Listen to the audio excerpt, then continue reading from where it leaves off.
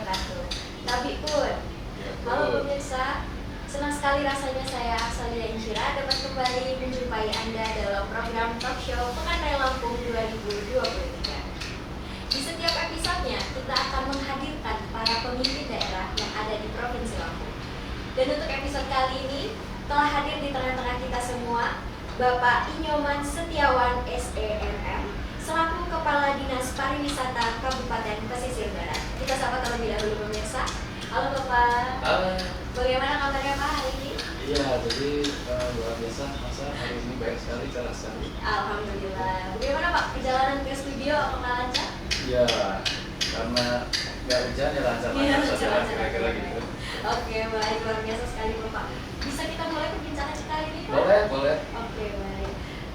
Pak Nyoman ya Pak ya sebutnya. Iya, Oke, betul, Pak Nyoman. Kalau kita berbicara tentang Kabupaten Pesisir Barat ini kan banyak sekali hal yang menarik ya Pak ya, terutama pantainya nih yang paling terkenal, pantai-pantainya ya Pak ya. Oke, saya ingin bertanya untuk pertanyaan pertama ini secara general Pak, bagaimana Bapak menggambarkan kondisi Kabupaten Pesisir Barat sendiri, baik itu masyarakatnya, pemerintahannya ataupun kondisi lingkungan alamnya? Baik, terima kasih Mbak Asa. Jadi kesempatan kali ini adalah kesempatan yang baik diberikan kepada kami Pesisir Barat dan apa-apa saja yang ada di Kabupaten Pesisir Barat. Yang pertama barangkali bisa saya sampaikan bahwa gambaran umum Kabupaten Pesisir Barat yang biasa digeluti dengan negeri para sabatin dan para ulama. Di Kabupaten Pesisir Barat ini dibentuk berdasarkan Undang-Undang Nomor 2 Tahun 2012 tentang pembentukan daerah otonomi baru di Lampung. Mencakup luas wilayah ini kurang lebih 2.889 km persegi, kemudian memiliki 11 kecamatan dengan 116 perpon dan 2 kelurahan. Jumlah penduduknya ini sekitar 164.000 jiwa. Begitu. Oke, baik Bapak. Kemudian untuk kalau kita berbicara pesisir barat ini kan paling terkenal itu kan pantai-pantainya ya Pak ya, yang pasti wisata-wisata alamnya. Nah, kira-kira potensi unggulan apa sih Pak yang ditawarkan oleh pesisir barat? Ya, sebetulnya Kabupaten Pesisir Barat ini memiliki potensi pariwisata hampir lengkap.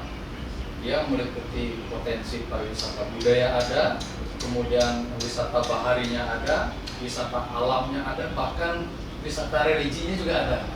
Nah, kalau berbicara tentang potensi pariwisata baharinya atau wisata pantainya, kami paling tidak memiliki 4 destinasi unggulan, yaitu yang pertama yang sudah terkenal sekali Pantai Tanjung Setia, kemudian ada Labuan Jukung, kemudian ada Pantai Mandiri, ada Pulau Pisang, dan ada satu destinasi religi lah gitu, yaitu Tua Matu.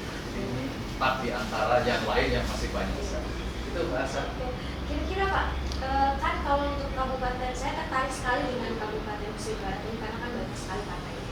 Dari pantai-pantai yang sudah Bapak sebutkan tadi itu apa sih Pak yang ditawarkan dari setiap pantai yang ada di Kabupaten Pesisir Barat ini? Oke, secara rinci barangkali. Yang pertama adalah Pantai Tanjung Setia. Pantai Tanjung Setia ini sudah terkenal sekali. Kalau boleh dikatakan ini sudah menjadi seperti perkampungan turis lah gitu, seperti Kuta di Bali. Di Tanjung Setia ini yang paling menonjol adalah spot surfingnya. Jadi spot surfing Tanjung Setia ini spot surfing yang tergolong istimewa. Kalau di daerah-daerah lain di Indonesia ini gulungan ombaknya itu ke kanan, tetapi di Tanjung Setia dengan kriteria yang memenuhi untuk bahkan sampai kepada level champion di kriteria WSL untuk surfing, ini memiliki gulungan ombak ke kiri. Istimewanya adalah kalau ke kanan, bagi orang yang tidak berasal, orang-orang luar nih, dia ombaknya di belakang dia. Tetapi kalau gulungannya ke kiri, maka ombaknya langsung berhadapan dengan dia. Jadi istilah mereka itu kami seperti menari dengan ombak. Bayangkan, surfing sambil menari dengan ombak. Ini Tanjung Setia yang ya sudah lama sekali nih, ya Pak. Kemudian bergeser lagi sedikit ke arah sana, ini ada Pantai Mandiri Sejati. Pantai Mandiri ini pantai debutan sekarang. Jadi adiknya Tanjung Setia lah. Ini akan menjadi kota kedua, kota turisnya kedua lah kira-kira itu setelah Tanjung Setia. Kalau di sini ombaknya juga tidak kalah menarik dengan Tanjung Setia. Kemudian yang istimewa, panjang pantainya itu luar biasa, panjang sekali pantainya, pasirnya itu panjang sekali. Kemudian di sini banyak digunakan bagi surfer menengah sampai ke pemula. Jadi belajarnya di Mandiri Sejati, nanti perlombaannya di Tanjung Setia. Kemudian Pantai Labuhan Jukung. Pantai Labuhan Jukung ini ikon lah, ikon pariwisata lokalnya pesisir barat. Ini juga keunggulannya kami di situ punya 2 spot surfing yang ya tapi kelasnya masih pemula lah. Jadi kalau mau belajar di Tanjung Setia gitu. Kemudian garis pantainya juga panjang sekali. Nah, dan Labuhan Jukung ini juga sudah karena dia memiliki nilai sejarah, maka Tanjung Setia ini juga peminatnya luar biasa banyak. Kemudian kalau bicara Pulau Pisang, potensi Pulau Pisang ini juga tidak kalah menarik. Kalau kita berangkat dari Krui, dari daratan, itu pagi hari, maka di tengah jalan akan kita temui banyak sekali lumba-lumba. Tinggal dipanggil saja mereka datang ikuti perahu-perahu kita. Kemudian di Pulau Pisangnya ini lebih luar biasa lagi, karena di Pulau Pisang sampai sekarang masih beroperasi sebuah sekolah dasar peninggalan zaman Belanda. Ini kan luar biasa. Kemudian di sana juga ada mercusuar yang juga peninggalan zaman Belanda. Bagi yang hobi snorkeling, di situ surganya. Banyak ikan-ikan hias yang menarik di sana. Begitu juga pantainya. Yang paling terkenal di situ adalah pantai Batu Guri lah. Saya nggak pelafalannya saya nggak pas, itu Batu Guri lah, kira-kira gitu. Itu pantai dengan karang-karang yang menonjol gitu. Ini yang luar biasa. Kemudian yang terakhir Gua Matu. Gua Matu ini kalau yang hobi wisata religi, ini tempat yang luar biasa barangkali. Goa Matu ini diyakini bahasa sebagai bermukimnya 12 kerajaan gaib. Sehingga kalau yang bisa merasakan dari atas sebelum masuk ke goanya juga auranya sudah luar biasa. Kemudian sepanjang pantai di Goa Matu itu pantainya indah sekali, karang-karang tinggi gitu. Ini yang menarik. Bahkan ada belum lama ini ada seorang artis yang terkenal lah dari Lampung, tapi artis nasional, tapi beliau dari Lampung gitu, datang ke Goa Matu. Beliau merasakan aura yang luar biasa dan berkeinginan sangat kuat untuk kembali lagi ke sana. Ini Goa Matu, ini luar biasa. Itu barangkali bahasa dari beberapa potensi yang sudah kita angkat ya. Oke, baik, luar biasa sekali Bapak untuk pariwisata yang ada di pesisir barat ini. Sangat-sangat menarik untuk dan dikunjungi begitu ya Pak ya.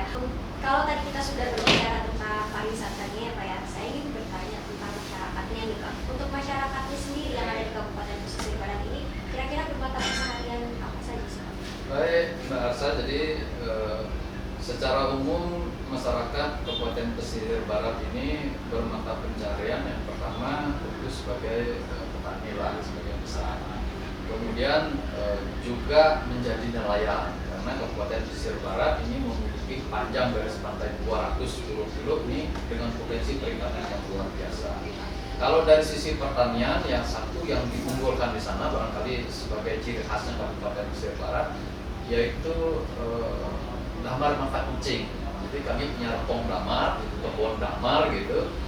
Ini menjadi andalan pertanian Kabupaten Pesisir Barat. Oke, baik, luar biasa sekali Bapak. Kemudian setelah kita berbicara tentang masyarakatnya nih Pak, kalau di Kabupaten Pesisir Barat ini sudah banyak sekali pantai yang pastinya bakal ada banyak penginapan begitu ya Pak ya. Nah, bisa dijelaskan Pak, bagaimana sih Pak perkembangan penginapan yang ada di pesisir barat sendiri? Baik Mbak Arsa, jadi kalau Mbak Arsa dan pemirsa barangkali datang ke Kabupaten Pesisir Barat, jangan khawatir. Kami punya paling tidak 80 unit penginapan dengan kamar lebih dari 900 kamar. Banyak sekali Pak. Banyak sekali. Ini sepertinya sih tidak dapat kamar lah kira-kira gitu. Kemudian selain kamar juga kami memiliki beberapa kuliner yang menjadi ciri khasnya gitu. Bahkan satu diantaranya masuk ke dalam warisan budaya tak benda, yaitu gulai pekos. Ini yang luar biasa. Lengkap dah sudah. Kamar kami punya banyak sekali. Kemudian kulineran di sana juga banyak sekali. Sehingga jangan khawatir lah, datanglah ke Pesisir Barat. Oke, baik, luar biasa sekali Pak. Setelah itu, kalau tadi kan kita sudah bicara tentang penginapan ya Pak ya, terus tadi Bapak juga sudah sedikit mengulas tentang Damar Mata Kucing gitu ya Pak ya. Nah ini ada sedikit yang terkait dengan Damar Mata Kucing ini, yaitu konservasi di Kabupaten Pesisir Barat sendiri ya Pak ya. Seperti yang kita tahu kalau di Kabupaten Pesisir Barat ini kan terdapat hutan konservasi Bukit Barisan ya Pak ya. Bisa dijelaskan Pak, apa sih Pak yang ada di hutan tersebut selain Damar Mata Kucing ya Pak ya? Ya. Jadi di Kabupaten Pesisir Barat ini juga membentang Taman Nasional Bukit Barisan Selatan dengan segala potensinya. Potensi yang mengikuti yang utama tadi adalah yang menjadi andalan kami Repong Damar ini. Kemudian di ujung pemeliharaan itu ada penangkaran gajah, gitu. Ada penangkaran gajah di Taman Nasional Bukit Barisan Selatan. Tentu dengan segala produk kehutanan lah kira-kira gitu yang memungkinkan secara aturan perhutanan dimanfaatkan oleh masyarakat. Kemudian konservasi yang kedua ini ya barangkali juga tidak banyak ada di wilayah lain. Kami punya penangkaran penyu di Muara Tembule sampai dengan saat ini masih aktif gitu.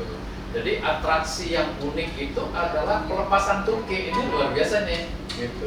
Tidak semua daerah punya ini dan ini masih aktif sampai dengan sekarang. Itu bahasa. Oke, luar biasa sekali Pak. Kalau kita sudah berbicara tentang hutan konservasinya, nah sekarang saya ingin bertanya tentang desa wisata yang ada di Kabupaten Pesisir Barat ya Pak ya. Saya dengar di sini di Kabupaten Pesisir Barat ini ada yang namanya Desa Wisata Kampung Tapis Waisindi, gitu ya Pak ya. Mungkin kalau dijelaskan Pak, ada apa saja sih yang ditawarkan di desa tersebut? Baik Marsa, kalau kami boleh berkeyakinan sih di Lampung ini tapis terbaiknya diproduksi di Pesisir Barat gitu lah. Keyakinan kami lah kira-kira gitu. Nah, melihat potensi ini maka provinsi sudah mempelopori, pemerintah daerah Provinsi Lampung sudah mempelopori untuk membentuk desa wisata Kampung Tapis. Di sini merupakan sentra pembuatan tapis. Jadi sepanjang kampung ini hampir semuanya masyarakatnya itu bermata pencaharian selain petani dan nelayan tadi memproduksi tapis. Sebetulnya kalau saya melihatnya bukan hanya tapisnya saja di YCD ini, tapi satu kesatuan paket pariwisata yang lengkap. Jadi di belakang pokon YCD ini ada persawahan yang indah sekali, yang di background oleh gunung, cantik sekali tempatnya. Kemudian kalau masuk sedikit lagi, kita ada air terjun Wedetung, ya, yang ini memiliki legenda yang luar biasa. Diyakini di sana sebagai tempat persembahan seorang gadis tetua ada di sana yang bernama Cindy gitu di atas batu. Nah ini yang di sampingnya itu ada air terjun yang bunyinya keras sekali sehingga dinamai air terjun Wedetung. Nah gitu. Nah, Goa Matu ini tidak jauh dari sana. Jadi paketnya ini paket lengkap. Kalau dibuat satu kesatuan, ini menjadi destinasi yang luar biasa menarik. baik, luar biasa sekali Bapak. Ketika kita berbicara tentang Kabupaten Pesisir Barat ini banyak sekali wisata yang ditawarkan di sana ya Pak ya. Tapi yang sudah kita ketahui di bulan Juni kemarin ya Pak ya, Iya. di Kabupaten Pesisir Barat ini ada sebuah event atau acara yang namanya Krui Pro ya Pak ya. Bisa dijelaskan Pak, itu seperti apa sih Pak acara Krui Pro ini? Baik, Pak Asa, pemirsa, jadi Krui Pro yang biasa kita dengar ini digawangi oleh World of Lake, WSL. Kalau bisa dipersamakan, kalau di bola itu ada FIFA. Nah, kalau di surfing ini ada WSL. Nah, WSL yang menggawangi Krui Pro ini bersama pemerintah daerah telah melaksanakan sampai dengan 2023 ini sudah 5 kali melaksanakan event surfing ini. Yang pertama di tahun 2017 dengan level kualifikasi 1000, IS 1000 namanya. Kemudian di 2018 IS masih tetap IS 1500, tapi untuk womennya dia IS 1000. Kemudian di 2019 ini naik lagi kita ke level kualifikasi 3000, IS 3000. Di 2022 kita sudah sampai ke puncak kualifikasi yang lazim disebut IS 5000 di 2022. Kemudian di 2023 kita kembali menggelar event dengan kualifikasi tertinggi juga, yaitu IS 5000. Ini 5 kali yang sudah kita laksanakan event Krui Pro ini di Tanjung Setia. Seperti yang kita tahu, untuk Krui Pro ini apa namanya Pak, dihadiri oleh atau diikuti peserta. oleh peserta dari mana saja? Baterai yang mau habis itu jadi. Oke. Berarti pertanyaan tadi ya, dihadiri tadi ya. Nah, Ya nggak tadi. Diikuti oleh diri, ya, diikuti oleh Oh, iya. peserta.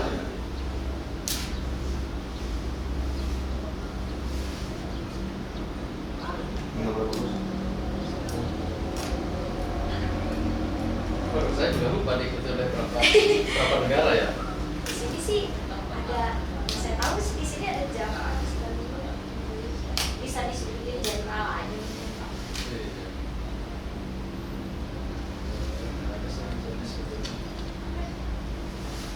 Ya, Aman. Kira-kira aja. Iya. Dan beberapa negara. Atau mungkin bisa Res. Aris yang ngepal. Krui Pro terakhir diikuti berapa negara? 14 negara ya. Oke. Antara lain itu. Ya antara lain lah. Ya, mulai. Sebutin lanjutan segmen 3 gitu. Kamu ngomong lanjutan segmen 3. lanjutan segmen 3. Ya, baik Pak, langsung gitu ya. Oh iya. Nggak usah ngomongin. Oh iya. Kamera rolling action.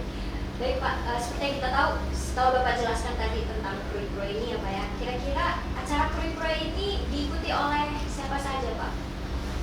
Baik Pak Arsa, jadi Krui Pro yang terakhir 2023 di bulan Juni kemarin diikuti oleh 259 peserta. Berdasarkan informasinya bahwa jumlah peserta ini rekor sepanjang WSL melaksanakan event dalam satu kali tahapan, kira-kira gitu. Ini yang cukup membanggakan bagi kita. Kemudian dari 259 peserta ini berasal dari 14 negara. Di antaranya ada dari Amerika, Australia, Jepang, Korea, kemudian Inggris, ada juga Eropa yang sesungguhnya tidak masuk ke dalam perhitungan kualifikasi kita di Asia, kira-kira gitu. Tapi karena melihat kecantikan ombak di Krui, ini mereka datang padahal nggak dinilai, kira-kira gitu. Ini yang luar biasanya menarik bagi kita. Oke, baik, luar biasa sekali. Begitu diminati sampai Betul. ke mancanegara Ya. gitu ya Pak ya. Oke, kalau sebegitu ramainya ya Pak ya untuk acara ini, apakah ada dampak ekonomi secara langsung yang dirasakan oleh Kabupaten Pesisir Barat? Baik Mbak, secara kasat mata Mbak Arsa, dampak ekonominya ini pasti luar biasa. terutama bagi masyarakat sekitar Tanjung Mustian. Surfing ini turisnya itu memiliki karakteristik sendiri dengan lama tinggal.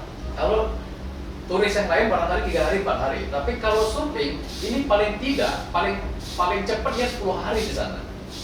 Termasuk perlombaannya seminggu, tapi mereka tinggalnya pasti lebih dari 10 hari. Tentu dari sisi akomodasi kita dapat gitu. Kemudian dari sisi kuliner kita dapat. Kemudian pada saat event itu kita juga menggelar bazar UMKM se-Kabupaten Pesisir Barat. Ini mau luas lagi dampak. Bahkan sudah ada sebuah kajian yang menyebutkan bahwa rata-rata pengeluaran turis itu per hari $75 gitu. Sehingga kalau kita membandingkan di 2022 dengan budget yang kita keluarkan sekitar 3 miliar, maka dampak ekonomi di pesisir barat saja itu sudah 4 miliar lebih. Belum lagi secara nasional pasti ada visanya, ada penerbangannya, ini belum kita hitung nih. Nah, tapi kajiannya sudah seperti ini. Ini dampak pro yang memang secara kasar mata pun kita sudah melihat. Kira gitu. Luar biasa sekali, berarti dampak ekonominya cukup signifikan ya Pak ya untuk Kabupaten Pesisir Barat. Baik Pak, untuk pertanyaan terakhir Pak, kalau kita ini sudah berbicara seputar destinasi dan wisata ya Pak ya, ada nggak sih Pak hambatan dalam pembangunan atau hambatan yang ada di dalam destinasi wisata di Kabupaten Pesisir Barat sendiri? Ya, baik. Jadi kalau hambatan pasti ada Mbak Sari. Destinasi pariwisata di Kabupaten Pesisir Barat itu sebagian besar masih berupa rintisan, kemudian juga masih dimiliki oleh masyarakat gitu. Jadi kelompok-kelompok masyarakat yang memiliki destinasinya. Pemerintah daerah hanya punya satu, Labuan Jukung gitu. Sehingga secara pengelolaan memang tidak bisa maksimal. Satu memang dia rintisan, dua memang bukan dikelola oleh pemerintah daerah. Ini yang kita masih mencari formatnya, bagaimana merajut kerjasama antara kelompok masyarakat pengelola destinasi dengan pemerintah daerah sehingga sama-sama menguntungkan gitu. Apa yang pemerintah daerah bisa lakukan untuk destinasi itu, kemudian apa yang bisa dihasilkan untuk peningkatan PAD di sektor pariwisata. Ini sedang kita cari sama-sama, sehingga kami berharap masyarakat pengelola destinasi wisata sebagaimana berdasarkan Undang-Undang Kepariwisataan Undang-Undang 10, setiap kelompok masyarakat pengelola pariwisata ini harus mendaftarkan usahanya ke pemerintah daerah.